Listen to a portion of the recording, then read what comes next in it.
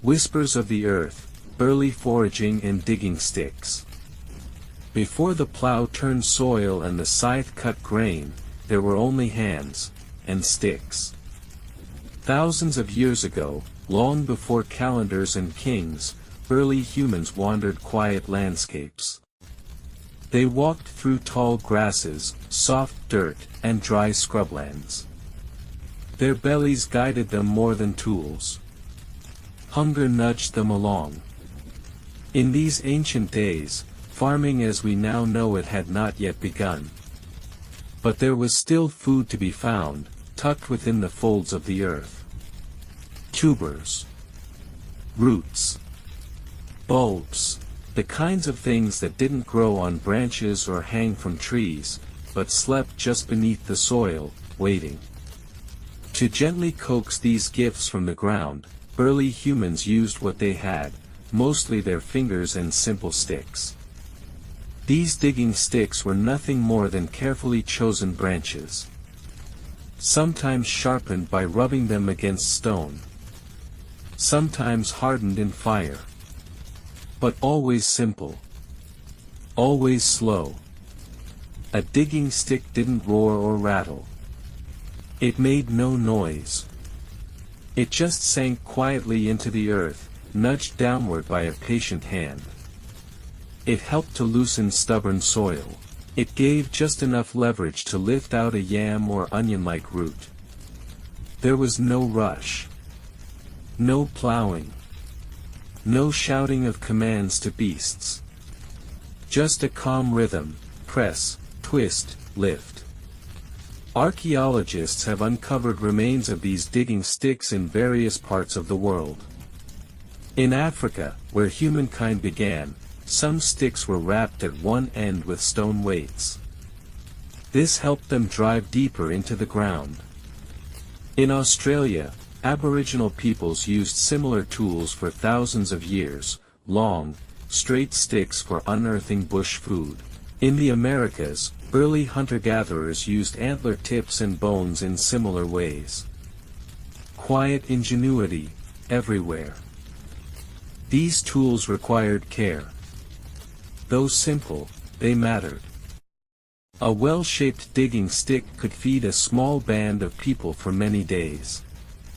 It was more than a stick, it was an invitation to the soil. There was something sacred about touching the land this way. Kneeling in the dust. Feeling the earth give slightly. Bringing forth food that had ripened in darkness. With every movement, early humans learned the quiet ways of the earth. They learned which soils held food, which roots were sweet, which ones bit back. Their bodies bent low. Their eyes stayed soft. They became part of the soil's silence. In these early days, farming had not yet been born, but its heartbeat could be felt. Slow. Soft. Waiting. Like the digging stick itself. Wooden beginnings, Stone Age tools for the soil. After the quiet age of digging sticks came a slightly firmer grip on the earth. The world was still slow, still mostly wild. But somewhere, in the soft folds of valleys and riverbanks, something began to shift. People started to settle. They no longer moved as often. The winds of migration calmed. Small groups gathered near water, in places where the soil was loose and dark. And in this stillness, something ancient took root, the idea that one could plant, wait, and harvest. But the hands that had foraged were not yet trained for farming. And so, the tools came gently, not all at once, but in humble forms. First among them were wooden implements. Long branches became scratchers. Flattened logs became primitive spades. These weren't tools of industry. They were tools of patience. In the Stone Age, particularly during the Neolithic period, humans began shaping wood and stone to make tools for turning soil. A pointed stick might be split at one end to help poke deeper. A flat wooden blade could be used to scoop aside loose earth. They lacked metal, but they had time. And in this time, they slowly crafted what they needed. Imagine someone crouched in a clearing at dawn. Their fingers wrap around a smooth wooden hoe, nothing more than a carved branch with a wide end. They drag it through the soft soil. Not in rows, not in straight lines, but gently, wherever the earth seems willing. Seeds are tucked into the grooves, covered by hand. And then the tool is leaned against a rock, waiting for the next season. In some early communities, tools were bound together with sinew or plant fibers. A wooden shaft might hold a stone blade, but more often, wood alone was enough, shaped by fire, carved with flint, hardened in smoke. These tools weren't fast. They weren't strong. But they worked because people worked slowly. The rhythm of farming matched the pace of the tools. Days were long. Seasons even longer. And the act of farming was an extension of the body, not a separate task, but a way of living. Stone Age tools marked the beginning of what would become agriculture. But they also preserved something of the older ways, the quiet respect for the land, the gentleness of working with what nature allowed. Wooden hoes, forks, and mattocks weren't just primitive. They were appropriate. Just enough to touch the soil, not tear it.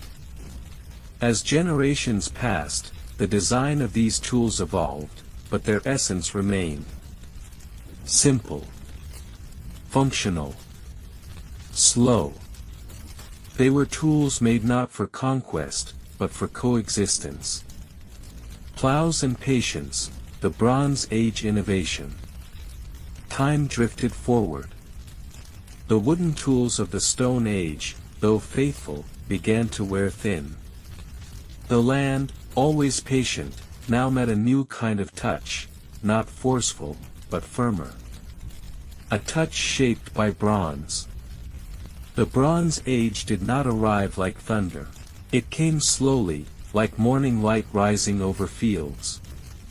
At first, only a few knew how to smelt and shape metal. But eventually, across Mesopotamia, Egypt, and beyond, small villages began to trade stone for bronze, a soft metal, yet stronger than wood or flint. And with bronze came a quiet revolution in farming.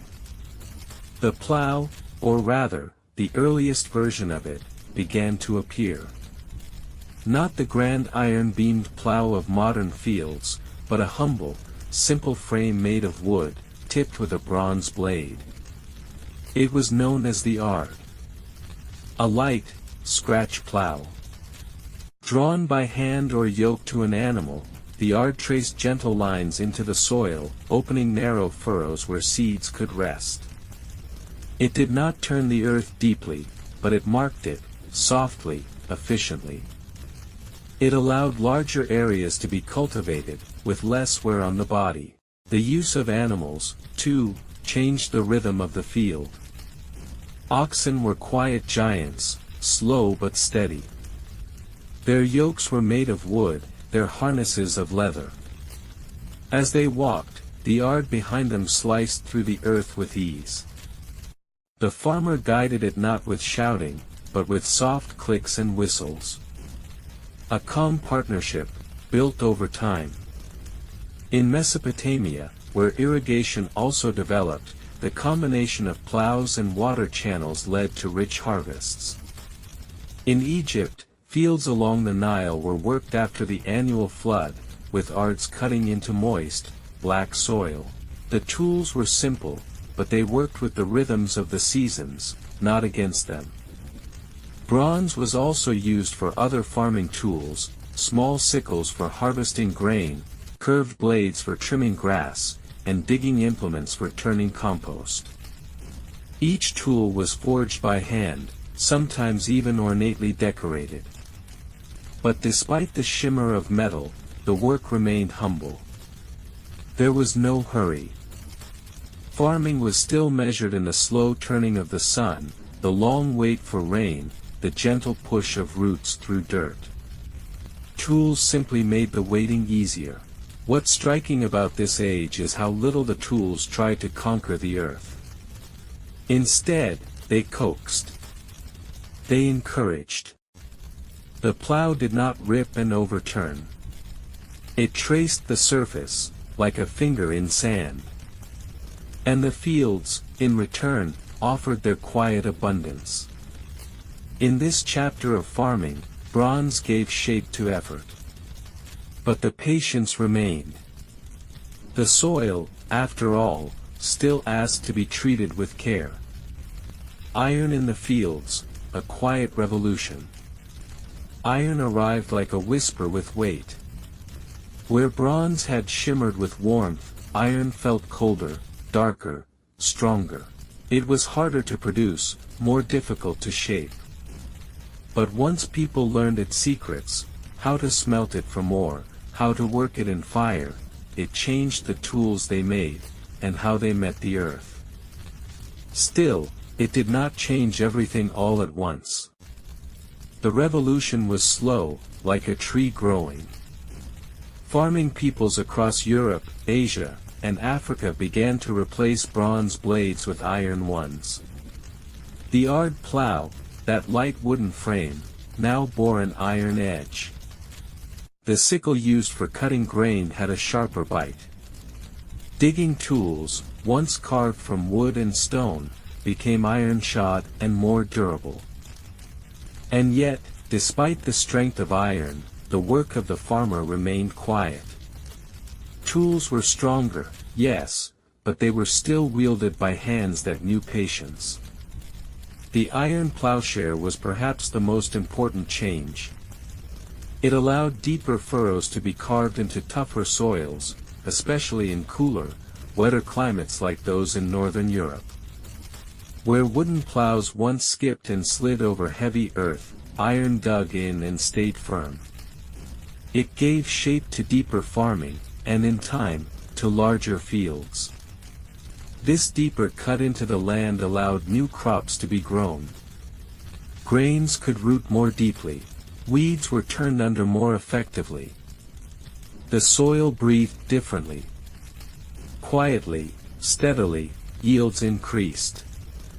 In ancient China, iron was used to forge broad hoes, sharp shovels, and strong plow parts. In India, blacksmiths crafted iron sickles with elegant curves. Across Africa, iron-smelting communities shaped tools as precise as they were simple. But iron tools were not just practical, they were also symbolic. In many cultures, a well-crafted iron blade was passed down from parent to child. It became part of the family's bond with the land. It was cared for, sharpened, oiled. A tool wasn't just an object. It was a quiet companion. Even with this new material, the rhythm of farming did not speed up. The season still unfolded slowly. Rain still came on its own time. Iron tools made the work more efficient, but not less grounded. Blacksmiths became quiet heroes of the farming world. Their fires glowed in the early hours. Their hammers rang out across still villages. Each tool they shaped was a promise, that the earth could still be worked, still be trusted. Iron brought sturdiness. But the farmer's life remained soft-footed, listening always to the soil. The revolution was in the silence. Stronger tools. Same patience. Rakes, hoes, and hands, medieval farming life. The medieval countryside was quiet in its own way, not silent, but hushed beneath the weight of repetition. Seasons turned like the great wheel of a cart, round and predictable. Villages nestled beside rivers. Smoke rose softly from thatched roofs. And in the fields, tools worked patiently, one stroke at a time. This was the age of rakes and hoes, humble tools that bridged the gap between human hands and stubborn soil. The plow was still used, now heavier and often pulled by oxen or horses with padded collars. But much of the work in medieval farming was still done by hand, not because there were no alternatives, but because hands understood the land best. The hoe, shaped like a short-handled axe, became the farmer's close companion. It was used to break up clods, to weed around young shoots, to shape rows, and to coax the earth open without tearing it. The medieval hoe had a wooden shaft and an iron blade, dark with rust, worn smooth by repetition. In many cases, it was passed down from one generation to the next. Rakes were simple, too. A wooden crossbar with wooden or iron teeth, fixed to a long handle. They were dragged across the soil after seeding, to level and cover. They combed fields like fingers combing hair, not harshly, but thoughtfully. In the medieval manor system, peasants worked strips of land allocated to their families. These narrow, uneven plots required nimble tools, not large machines. The hoe, the rake, the sickle, each allowed for quiet labor, often done while standing, crouching, or kneeling. The work was not rushed. It couldn't be. There were no engines, no noise. Just the soft scrape of metal against earth. The whisper of rakes pulling through straw. The creak of wheelbarrows. The murmur of laborers, humming or speaking in low tones. Women and children worked alongside men, each with their own tools. A child might carry a smaller rake. A grandmother might weed the herb garden with a hand hoe. The village's life pulsed gently, with every tool an extension of a quiet rhythm. In monastic farms, where silence was often a vow, the sound of tools in use became a kind of prayer, metal meeting soil, again and again, in slow devotion. Farming was not only work. It was meditation. These tools weren't flashy.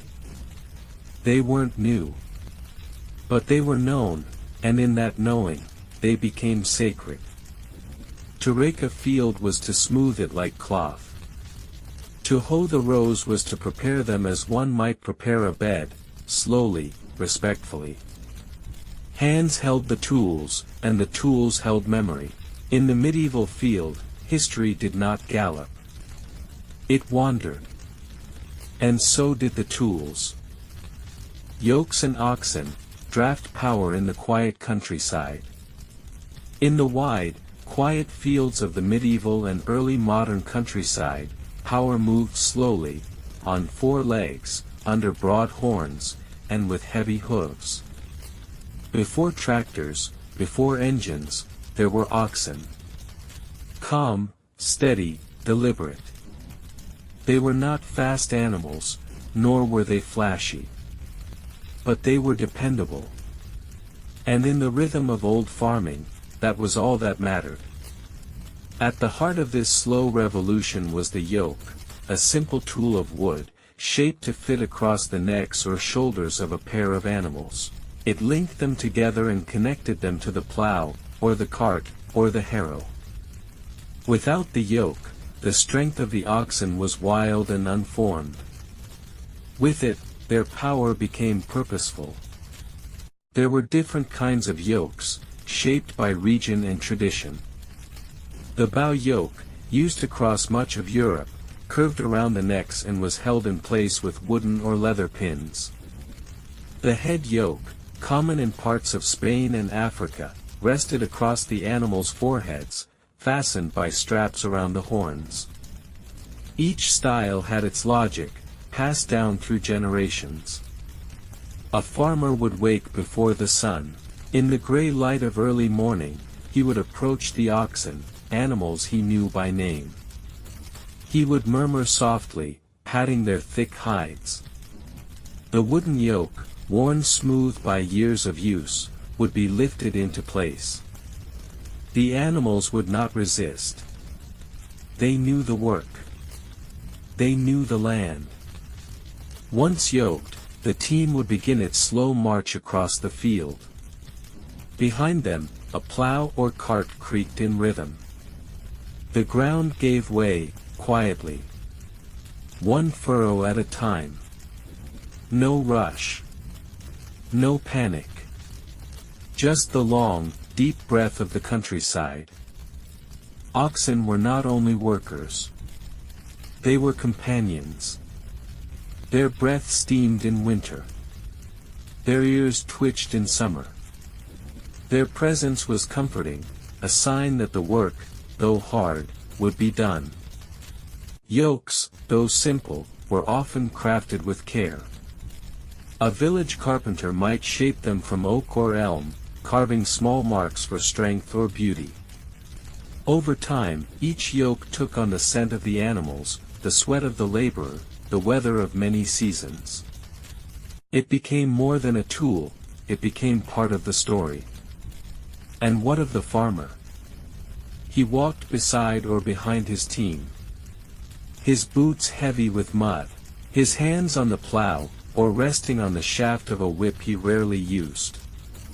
His thoughts wandered. His pace never changed.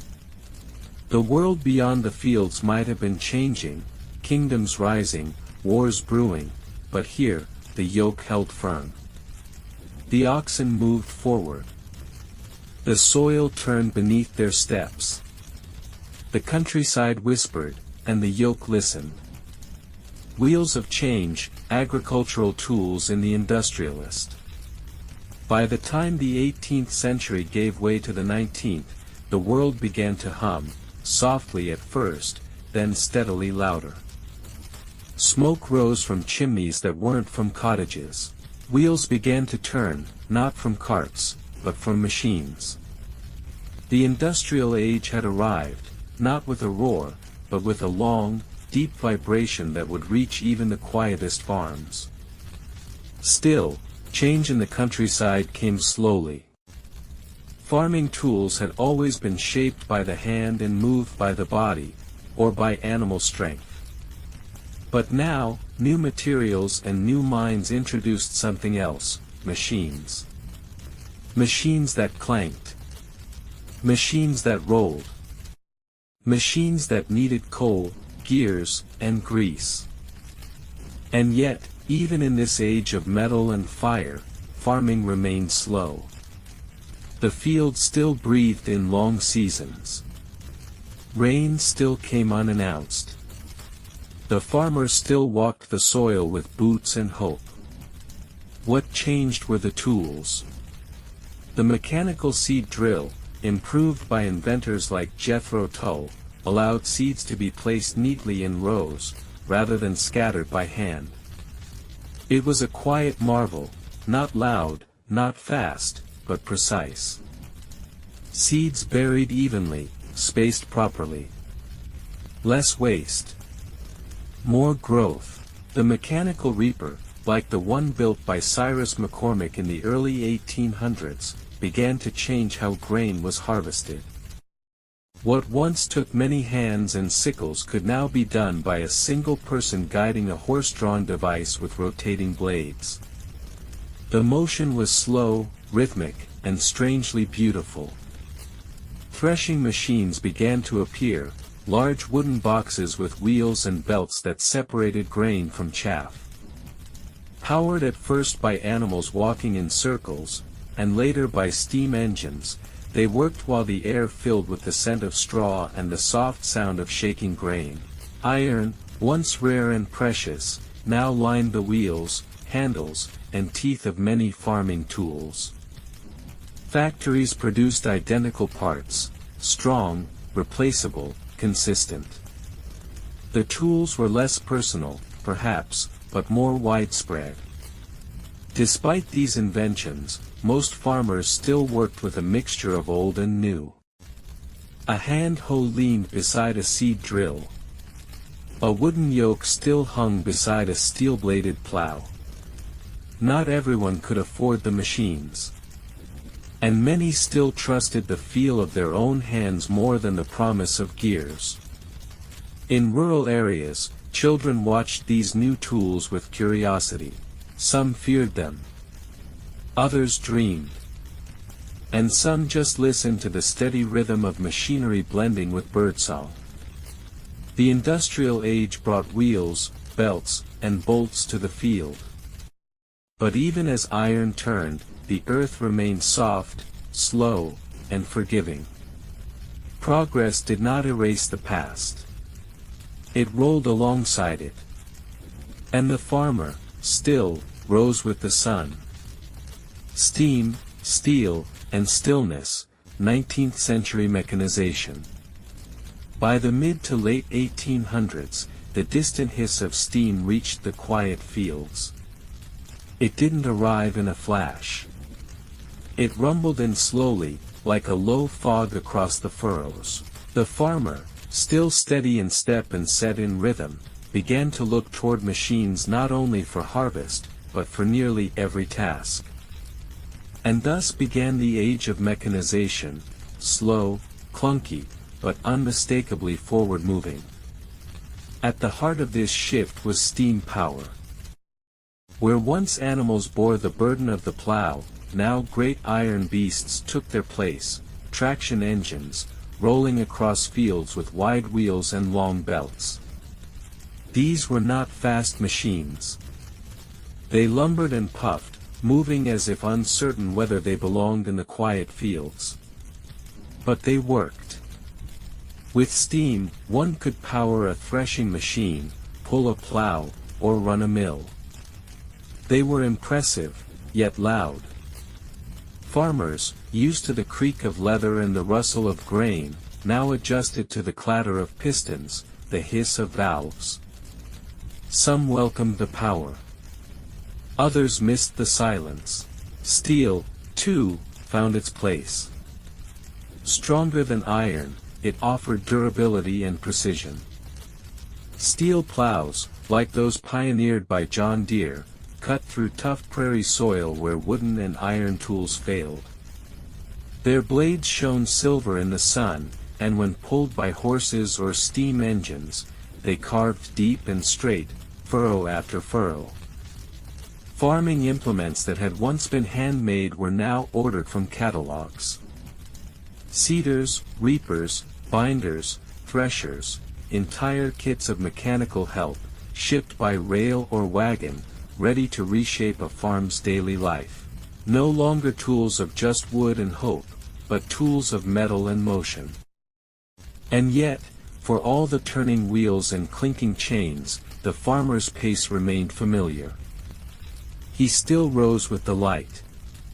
He still leaned on his shovel at dusk. He still paused to watch the clouds drift.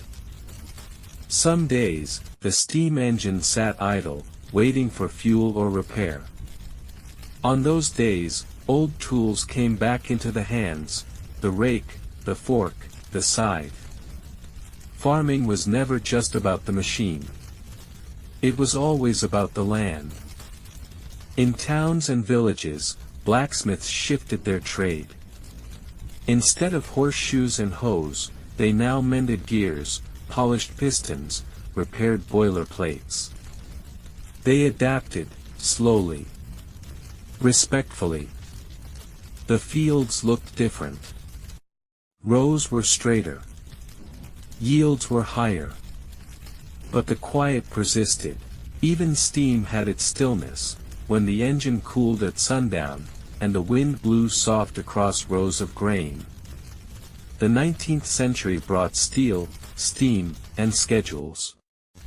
But it could not erase the soil's hush, nor the farmer's quiet gaze toward the horizon. Mechanization was movement. But farming remained. Waiting.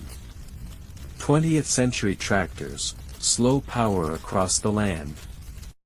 As the 20th century unfolded, the fields began to hum with a new rhythm, lower than steam, steadier than oxen. It was the sound of tractors, slow and sure, rolling across the land with quiet insistence.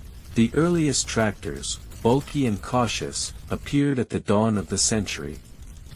They looked like machines borrowed from a factory, squat, heavy, with wide iron wheels and hissing valves. These early models were still powered by steam, requiring time to heat and a watchful eye to manage. But soon, internal combustion replaced steam. And with it came a different kind of power, one that could be started with a crank and kept running with gasoline. It was more manageable, more reliable, and slowly, more common. Still, these machines did not rush. They did not roar like cars or race like motorcycles. They trudged, at walking speed, across the fields. Their wheels turned as slowly as the seasons. Their metal frames carried the weight of the soil and the labor of generations. For farmers who had grown up behind oxen or horses, tractors were both strange and welcome. They did not need to rest. They did not spook at thunder. They didn't eat oats or hay. And yet, many farmers still kept their teams for years, just in case. The Fordson tractor, introduced in the 1910s, became one of the first truly affordable and widespread machines. It brought quiet strength to small farms. Painted a dull gray, it pulled plows, harrows, and seeders without complaint. It became part of the family, oiled, named, and parked beside the barn like a trusted workhorse. During the mid-century decades, the 1940s, 50s, and 60s, tractors became more refined. Rubber tires replaced spiked steel wheels. Enclosed cabs offered shelter from rain and dust. Attachments multiplied. One tractor could now do the work of 10 tools, if given the right equipment. But even as technology advanced, the pace remained thoughtful.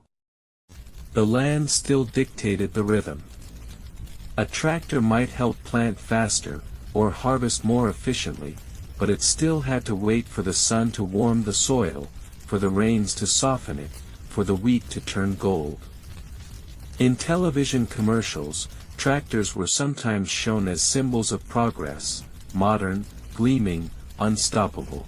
But in reality, they were slow-moving companions. The farmer sat atop the seat, hands on the wheel, watching the same horizon his grandfather once watched while walking behind oxen. Even in war, tractors played a quiet role, helping feed nations when labor was scarce. They filled a gap not with glory, but with quiet service. And at dusk, when the engine was shut off and the field was done, the silence returned. Just like it had for centuries. The soil rested. The farmer rested. The tractor rested too. Tools had changed. Power had grown.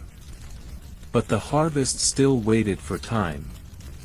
And so the tractor, like every tool before it, became not a master of the land, but a helper.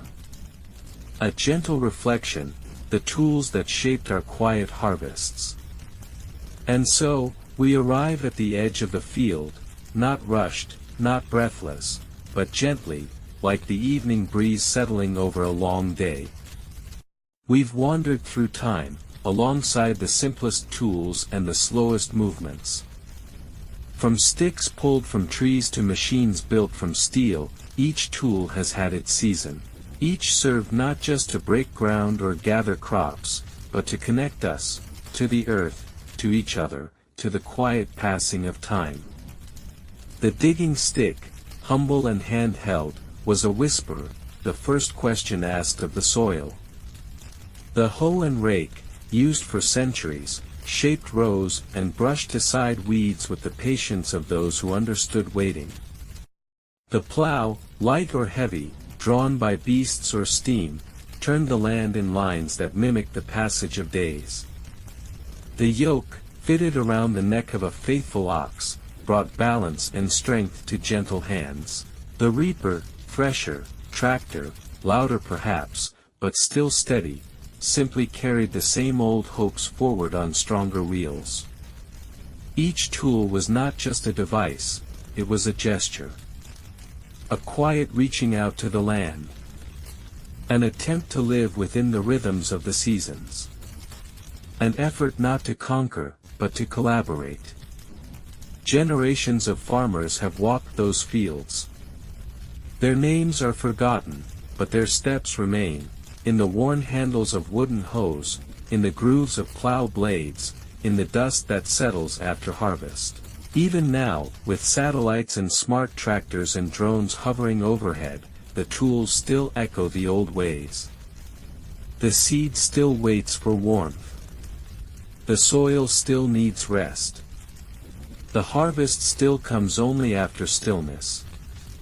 Technology may dazzle. Machines may multiply. But the heart of farming, and of its tools, remains patient. It waits.